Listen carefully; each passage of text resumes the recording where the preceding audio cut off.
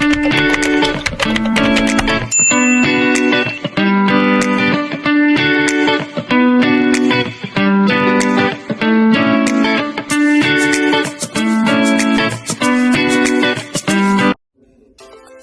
teman-teman, selamat datang dalam kehidupan legenda hari ini. Kita akan membahas dua topik penting dalam dunia profesional. Apa ya? Yap, benar banget. Naskah kerja sama dan permatka. Penasaran bagaimana keduanya sedang berkaitan? Yuk, percihas. Mari kita bahas. Oke, kita akan membahas mengenai naskah kerjasama dalam permatka. Sebelum itu, kenalkan nama saya Muhammad Rafi Pratika NPM 22213695. Mahasiswa Universitas Bandar Lampung. Apa itu naskah kerjasama? Ayam tahu pengertiannya? Definisi naskah kerjasama. Naskah kerjasama adalah dokumen tertulis yang menjadi bukti resmi dari suatu kesepakatan antara dua pihak atau lebih. Naskah ini bertujuan ruang lingkup, hak dan kewajiban, serta jangka waktu kerjasama. Kalau fungsi naskah kerjasama itu apa? Oke, naskah kerjasama tentunya memiliki banyak fungsi ya. Pada kesempatan kali ini ada 4 fungsi naskah kerjasama. Yang pertama, memberikan kejelasan dan kepastian hukum. Yang kedua, menghindari konflik atau perselisihan. Yang ketiga, menjadi acuan dalam pelaksanaan dan evaluasi. Dan yang terakhir, meningkatkan kredibilitas antar pihak.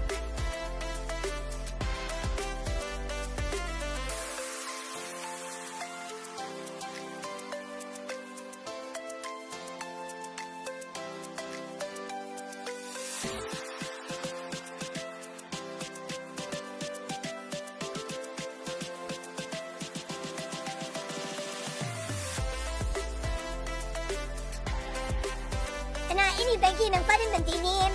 Terkadang dalam membuat naskah kerjasama ada beberapa kesalahan yang terjadi. Kesalahan umum kerjasama biasanya yang pertama, bahasa yang tidak jelas atau ambigu. Yang kedua, tidak mencantumkan jangka waktu. Yang ketiga, tidak menyebutkan konsekuensi jika terjadi pelanggaran. Yang terakhir, ketidaksesuaian antara lampiran dan isi utama. Nah, kalau tadi kita bahas kerjasama, sekarang kita akan bahas tentang telematika. Apa itu telematika? Jadi telematika itu gabungan antara telekomunikasi dan informatika. Disingkat telematika. Terus digunakan untuk apa? Nah, telematika digunakan dalam sistem informasi, komunikasi data, jaringan, dan komputer. Lalu contoh penerapan telematika itu biasanya ada di mana sih? Nah, contohnya itu biasanya ada di email, bot, RLT, sistem apa? Oh, sistem konferensi.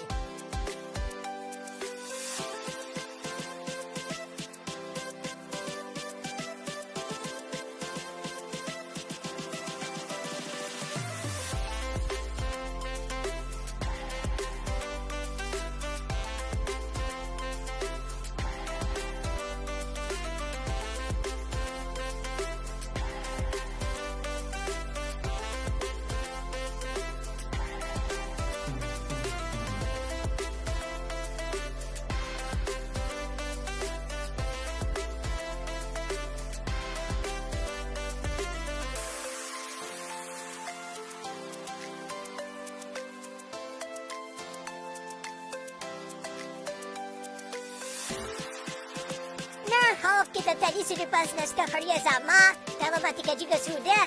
Tapi apa kaitan antara keduanya? Jadi kaitan naskah kerjasama dan telematika memiliki kaitan yang erat dalam era digital saat ini. Naskah kerjasama sebagai dokumen resmi yang memuat kesepakatan antar pihak.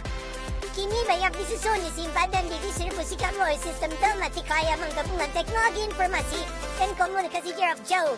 Dengan adanya telematika, proses penyusunan hingga implementasi kerjasama menjadi lebih efisien, transparan, dan dapat dilakukan lintas wilayah tanpa adanya batas geografis.